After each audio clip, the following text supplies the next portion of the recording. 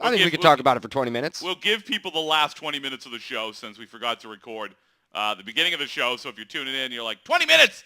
Sorry, you should have been watching live.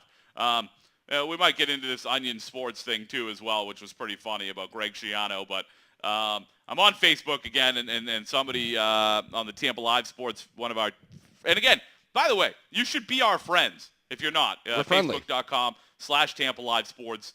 You should also follow us on Twitter, twitter.com/Tampa Live Sports, twitter.com/Pat D in Tampa, now twitter.com/Chris Kasak, which is Chris, I think you can spell that, you dummies, Kasak, Chris Kasak on Twitter as well.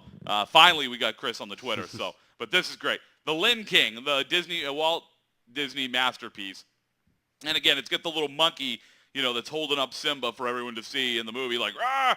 Well, the monkey is Baron Davis, okay? And then, of course, Simba is Jeremy Lin. Of course. And then they've got the proud parents back there. I don't remember their name. I'm not that good at it. I am. I know one of them was the brother of the Scar guy. Mufasa. How do you forget Mufasa? They've got Mufasa is Amari Stoudemire. And then who's the mom? Oh, God, that's one I don't remember. All right, see? All right, you're not that good. I know the monkey's name is Rafiki. Oh, Rafiki. All right. Rafiki Davis. Baron Rafiki Davis. I'll never see the Knicks again without seeing the Lion King. And then, in the picture of the movie, and I'm going to turn this around for you again, but in the picture of the movie, they've got the Scar. It's not Scar, though, right? Is that his name, Scar? Yeah. Oh, his name is just Scar. Yes. How lazy is that? Very lazy. What, so he got a scar and they just changed his name? He didn't have a name before that? Come on. He was born with the scar. Yeah. They've got the scar kind of like creeping up. That's D'Antonio. Nice. So there it is. Very funny. The Lin King. That's good.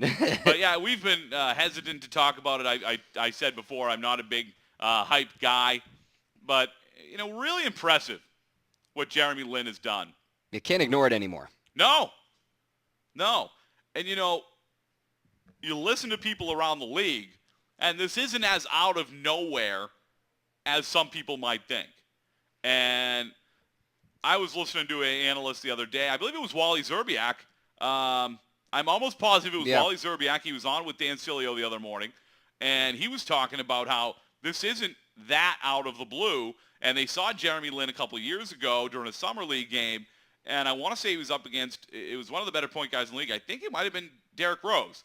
And they were saying, kid was holding his own. Obviously, he wasn't Derrick Rose. Yeah. Kid was holding his own.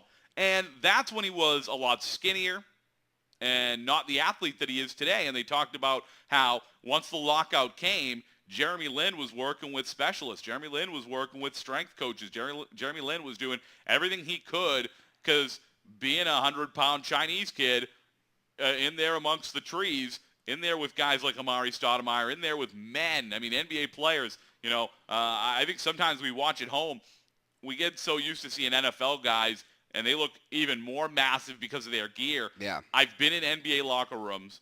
I've been in Major League Baseball clubhouses. I've been in NFL locker rooms. Outside of guys like Davin Joseph that are just horses. Yeah. That are just like, dude, what the hell? I'll never forget the first time I saw Davin Joseph in the locker room. And I just thought, I thought this guy had legs. I didn't know he just had tree trunk. I mean, the guy is massive. Although, actually loses quite a weight during the offseason. Ran into him one time at Sam's Club. I actually walked up to him and said, Davin? I wasn't sure it was him. And so, yeah, I mean, he loses the guy looks like a power forward during the offseason, believe it or not. But other than the huge guys, okay, the defensive linemen, the defensive ends, defensive tackles, offensive linemen, NBA players are just as physical a specimen as, and sometimes more so, like somebody like Dwight Howard, than your wide receivers in football or your tailbacks. You look at some of these guys, and because they have so much padding on and stuff, it gives you the example. You see them on the street sometimes, and it's like, you're not that big. Yeah. You're big. You whoop my ass. Don't get me wrong. I'm not talking crap. Yeah. You're not that big. You go into an NBA locker room, and I'll tell you, DJ Menga, I don't know if you remember him. He's a very, nobody knows who the hell DJ Menga is for the most part. I mean, he's not. I remember the name, though. Yeah, he's not a star. Yeah. But I'll never forget being in the Lakers locker room after a Magic Lakers game, actually before a Magic Lakers game, and turning around, and DJ Menga's standing there, and, I mean, I'll be honest, I had to check my drawers. I had to check my drawers. This is a big guy. You know, these guys are physical freaking specimens, and it wasn't going to be easy for Jeremy Lin to get in there and bang with the trees and you know, go against some of these point guards. You know, even if you look at the kid in New Jersey now, Williams. Yeah. This is some big, strong point guards too. You know, Wade. Yeah. Not a point guard, but again, you know, you see these guys on TV when they're next to DJ Menga or they're next to Dwight Howard, and you go, he looks like you look at Dwayne Wade, he looks like a short guy. Yeah. He looks like a short guy. But he's still like 6'4". You meet him and you go, oh, wow. Yeah. You're not short. Yeah. Those other guys are just monsters. Yeah. And Jeremy Lin did not have that kind of athleticism and that kind of strength to hang with those kind of guys. And he knew it. And obviously the kid wanted it pretty bad because he went out and worked his ass off. And now this kid that nobody saw coming is the story of the NBA. And if you're a basketball fan at all, and you should be, if you're a basketball fan at all, it's getting to the point where it's pretty impressive. One game was like, 2 games, okay. 3 games, it's cute. You know, like you said, all of a sudden, keeps doing it. Last night hits the game winner with 0.5 seconds left. Lin is for real. I was trying to come up with something clever. Well, all right. Well, next time. He's for real. Yeah. Well, I mean, I think out of all the major sports, this kind of story is more likely to happen in the NBA than any other sport because somebody in the NHL comes up for a game from the minors. They get a goal in their first game. They're just there for the game. It's just to fill the spot for the game. But with a bunch of injuries in basketball and somebody ends up getting hot, they're going to ride you until it stops. So it's a lot easier in basketball for a story like this to happen. A couple of injuries, you get significant minutes that you weren't getting before, you take advantage of those minutes, and they're forced to continue to play you.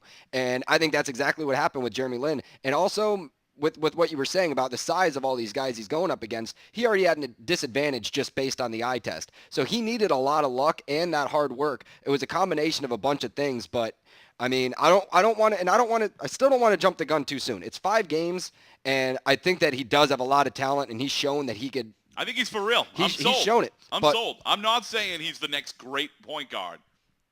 He's a good NBA player, and I think he's going to be for a while. Certainly is. I think the big test is going to be how he responds after his first really poor shooting game. Because he hasn't had a game like that where he's chucked it up 25 times and only hit 3 or 4 of them and only put up 7, 8 points and a bad shooting day. It's going to happen to everybody. It happened to Michael Jordan. It happens to LeBron James. It happens to players. You're going to have a night where just everything doesn't work out. And that's, I think, going to be the true test of Jeremy Lin, how he responds to a game like that. Name me another Chinese basketball player other than Yao Ming. Can't. And look, I'm not saying the NBA is racist. I'm not saying anybody's racist. I don't even think Floyd Mayweather with his stupid comments is racist. And when I met Floyd Mayweather, he called me a crazy white boy because I told him I was eating all his paella at a Super Bowl party. All right, so that's twice. Just bringing up race right off the bat. Crazy white boy. But I don't think he's racist I don't think so either. But don't tell me that doesn't play into, you hear it all over. I remember the Giants' first-round draft pick this year, Prince Amukamara. There were guys talking about how there's nobody from where he's from. He's from some little place in Africa, and there was talk about how they've never seen anybody from there before, and that affected his draft stock. And I just thought, what? Yeah. You see what he did in Nebraska? That's what should affect his draft stock. I don't give a damn what country he's from. Yeah. And don't tell me it didn't play into Jeremy Lin. The NBA, again, and it's not a racist thing. No. But you said the eye test, and you see that kid, and he doesn't stand out as a basketball player. And I think, you look at the NBA, and again, I'm not saying it's a racist thing, but there's not a lot of diversity in the NBA. Typically, you're a black guy or a white guy, and that's it. Yeah. And, there's been 1 or 2 guys from like Mexico to have make it to the NBA. A lot more European Chinese guys. A lot more European Certainly. infusion now. But you're white. Yep. You're a white guy Yeah. if you're European. Yeah.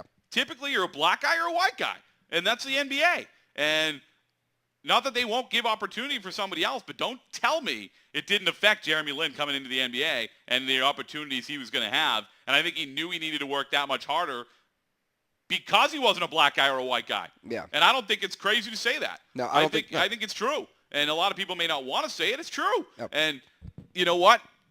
Here's why I'm sold. And again, I'm not saying Jeremy Lin is going to be great. I'm not saying this kid's on the verge of the Hall of Fame.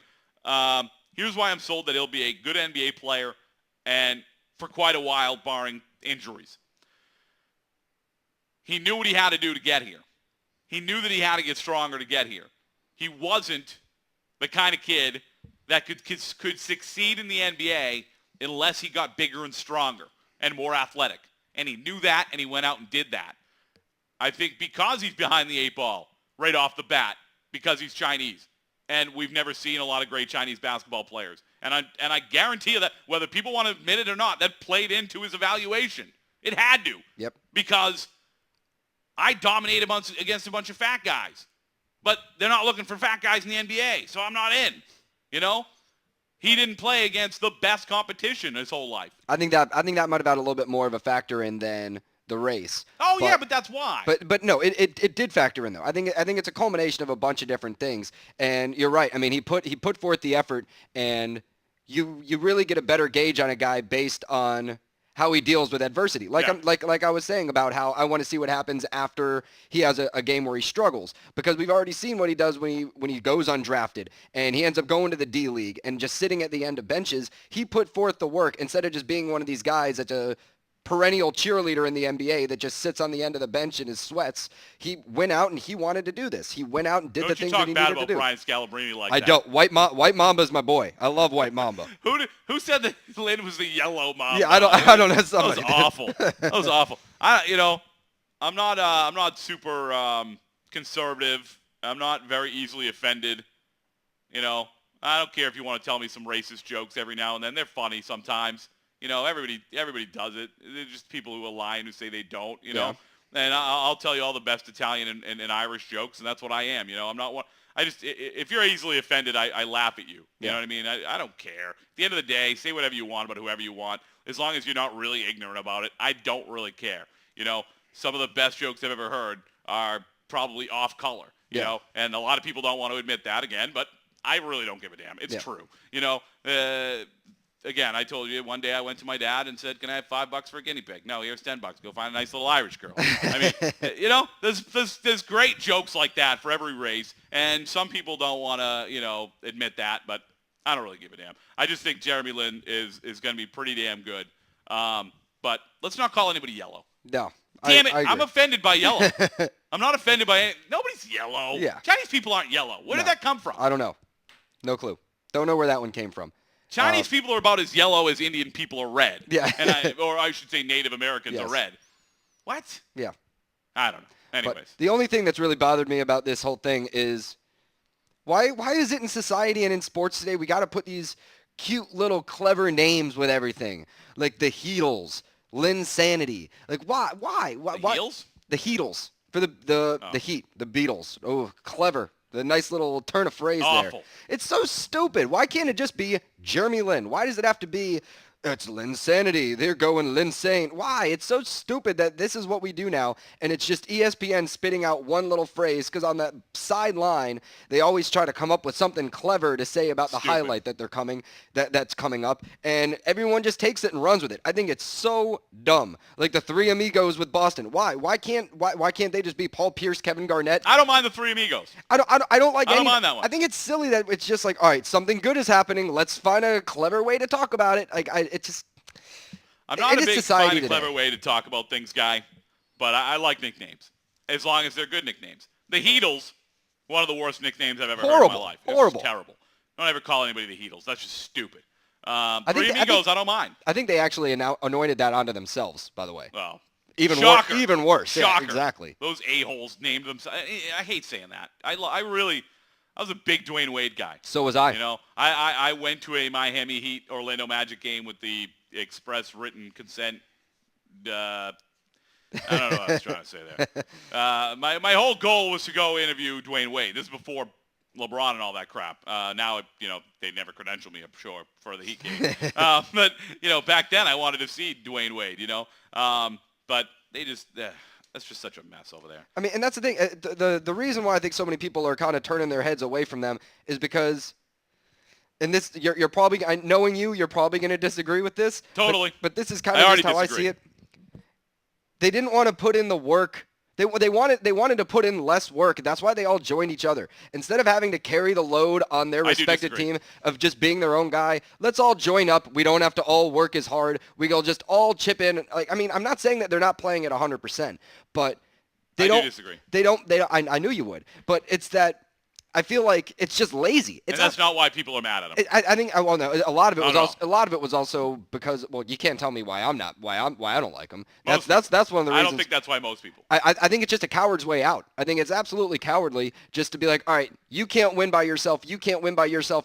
I can't win by myself. Let's all do it together, and nobody has to shoulder all the load. How many great players have done it alone? Plenty. Nah, don't give me that. Plenty. Come on. Jordan was about as close as anybody. I'll give him that. Not a big Jordan guy, and you know that. Yeah. But he was about as closest to doing it alone as anybody. Magic had some great freaking players around him on the Lakers. Kobe's done it a lot by himself. How much? When he won, it was with Shaq. Are you going to say Pau Gasol was a huge factor? Pau Gasol's been a great base basketball player. He's gotten soft. He's been a great basketball player. When there wasn't another star on that team, the Lakers didn't win. When there wasn't, and now that because Pau Gasol's not playing that well again, and now that Pau Gasol seems to get soft again, he's emotional again, they're not winning again. What about the champion from last year? The Dallas Mavericks. Dirk Nowitzki and then just a bunch of good role players. I'll tell you what, though. It took Jason Terry playing out of his freaking mind to make it happen. I don't know. I don't think it's lazy. I think it's you know what? Here's the thing. I disagree about that's why people dislike them wholeheartedly. And here's why. People dislike them because of not just one, not just two, not just three. They dislike them because of the decision. And here's what I've said about LeBron all along. I don't hate him. He's not a criminal. No. He's an immature jerk. He is. And I've always said, like I said about Delman Young, if he can grow up and become a man and look back and go, you know what, I was a stupid young jerk, I'll have no issue with the guy. Because I was a stupid young jerk too. I just didn't have millions of dollars. And God forbid I had. I would have been twice as stupid and twice the jerk. So I know that it's easy to be immature, and it's that much more easy to be immature when everybody's, coming up under you to tell you how good you are and, kiss your ass. And it's got to be easy when you're that guy to become what LeBron has become. And if he changes, I got no problem not rooting for the guy, but I won't dislike him. I won't feel the angst for him that I do today. I don't really, you see LeBron and he's, ugh. And I won't have that if he can someday get in front of a camera and say, you know what, I was an immature young jerk. I mean, he has, oh, go ahead. Go ahead. All right, well, yeah, I mean, he has said that. He has said that he wishes he would have done that differently. But he continues to be a jerk. Exactly, he does. And I don't, like I said, one of the reasons why I don't like them is because I feel like it was lazy for them all to do that. But that's not the main reason why I don't like them. I think it's sort of just how I am, where if I don't have a dog in the fight and I'm just watching a game, like if I'm watching the NCAA basketball tournament, I'm going to root for the 12 seed over the 5 if I don't care who every time. And that's the thing, and that's how a lot of people are. That's not why people don't like him either. I think a lot of people root against the Heat because they're the favorites. A lot of people root against the Heat and the Patriots and the Yankees and a lot of teams because they win a lot and because they're great. That's not why people hate LeBron as a person. I don't hate LeBron as a person. I think a lot of people do. I dislike him as a person. He comes across to me like a complete schmuck, all right? And I think a lot of people feel that way. I think the reason why people hate the Heat, and LeBron especially, is because of the decision. It's because of the way he handled everything. It's because of the way he carries himself. It's because of the way he speaks. It's because of the things he tweets. It's because of every time he opens up his mouth, you see an immature young jerk. Here's what LeBron could have done. And I guarantee you today, people don't hate the Heat. People don't dislike LeBron as much as they do. And at the end of the day, people probably wouldn't even feel that bad about seeing him win a championship. I wouldn't have, again, because I loved Dwayne Wade. I always liked Chris Bosh. Had they had just Wade and Bosh and not LeBron, I'd really like that Heat team. But it was all about the decision and the way it carried forward. I'm telling you it was. I LeBron agree. James today, as a member of the Miami Heat, could be a hero in Cleveland. Yeah. Today, as a member of the Miami Heat, could be revered in Cleveland and around the country for doing what he did. Because here's what he did. A lot of people never mention this. LeBron James took less money to win. And that's what we say every day. Every sports fan in the freaking world wants the guy who will take less money to win. And that's what LeBron did. But he was stupid about it. All LeBron had to do was go to whatever the big TV station is in Cleveland and say, look, I want to come to you and I want to do my decision live in Cleveland, the only place it should really matter at that time, in Cleveland, on your network, with your sports anchor, for a minute, not a freaking hour. And he could have sat down in front of a camera with that anchor and said, you know what? I love this city. I love that I'm from here. I love everything about Cleveland. And it's going to hurt me so bad to know that I never was able to bring this team a championship and bring this city a championship. But I don't feel like we have the structure in place to do so. And because of that, I feel like I have to do what's best for me because I want to be a champion. And what will make me a champion is playing in Miami and playing with a good friend of mine in Dwayne Wade. And I love him like a brother, and we've always wanted to play together. And it kills me to leave the Cleveland Cavaliers. But I have to do this. And he could have been emotional about it, and he could have been real about it, and he could have made that decision in Cleveland. And I believe, because Cleveland fans know what Cleveland is and what it's always been, would have understood. It would have hurt. A lot of people would have still burned jerseys. But at the end of the day, I don't think they hate LeBron James like they do in Cleveland. If he does that on a Cleveland station, one-on-one for a minute with a guy in Cleveland and tells Cleveland first, and we all know Twitter and everything else would have had the word everywhere else as soon as he said it, but he still would have told Cleveland first. He would have been real about it. He could have been emotional about it. He could have really said, I'm so sorry. I feel like I have to do this, but I don't believe in this organization. And I believe he's still revered in Cleveland today if he does it that way. And let Twitter and everybody else announce it to the rest of the world. I'm going to announce it to the people of Cleveland because that's where I'm from. It's who I am. And I have to tell them that way because they deserve that. Whether or not they do, to me, as LeBron James, I feel they deserve that. This is my home, and it always has been. And I feel they deserve to know why I have to leave. And if he says it that way, he's still revered in Cleveland today. I don't know if he's revered. I think that I agree. I agree with a lot of that. If he would have done that, it would have prevented a lot of backlash. But once everything would have died down after that, I still think that some of the outsiders at the end of the day, not people from Cleveland, people look at it as he couldn't do it on his own, and this is what he did. And I hate that. I hate that argument. But still, even if he handled it the right way, still now people aren't. I don't think that. I mean, people still are upset about the decision and stuff, but I still feel like there's going to be people out there that would have just not liked them because of the reasons that I don't like them, because of the fact that. Oh, there always will be, though. I mean, so I don't know. But the hatred they have is a lot more than a team that hasn't done crap. Yeah, the hatred in Cleveland would have been a little bit less had he handled it differently. But I think nationally, I still think that there's that whole aspect of, all right, they met together, they secretly planned this whole thing, and now they're all playing together. And secretly, I think just people want it to not work out for them just because they don't want people to kind of have that kind of control of where they can go. That was the whole point of the NBA lockout. Yeah, they didn't want people pointing and saying, I want to go here, I want to go here, trade me here, trade me here, trade me here, or I'm not coming back, trade me here. Like, they didn't want that to happen anymore. Players had way too much control. And I think that this is like the personification of all the reasons why the lockout happened was this exact case. So I think even if he handled it correctly, there's still going to be people out there that feel like players shouldn't have that much control and are just going to root against him because of it. Look, you can go out and raise $1 billion for cancer, and somebody's going to call you an a-hole. Yeah. They will always, especially if they're great, have detractors. Every team, every player, everyone. But they wouldn't be as many, and I don't think the detraction, I don't think that negative feeling towards the Heat would be nearly as strong had LeBron not decided to do a 1-hour special. A 1-hour special to rip the heart out of a city that he grew up in. Well, and then having a ticker tape parade about it. Like shooting confetti everywhere like they had just won the championship. I mean, it was the combination of both of those things. But that's the other thing. If he handles it with a little bit more respect when he does the decision, and they still do that stupid ticker tape parade and big that stupid prep rally. I mean, if they don't do either of those things, maybe.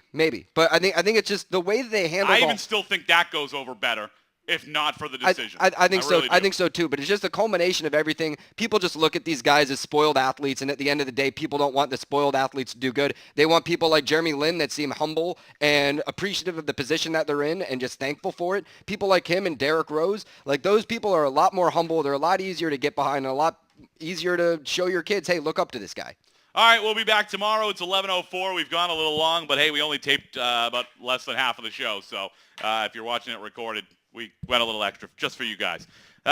Tomorrow we're going to be back, and we're going to talk about not one, not two, not three, but as many damn things as we want to, because it's the Pat Donovan Show right here on Tampa Live Sports with Chris Kasak. See ya!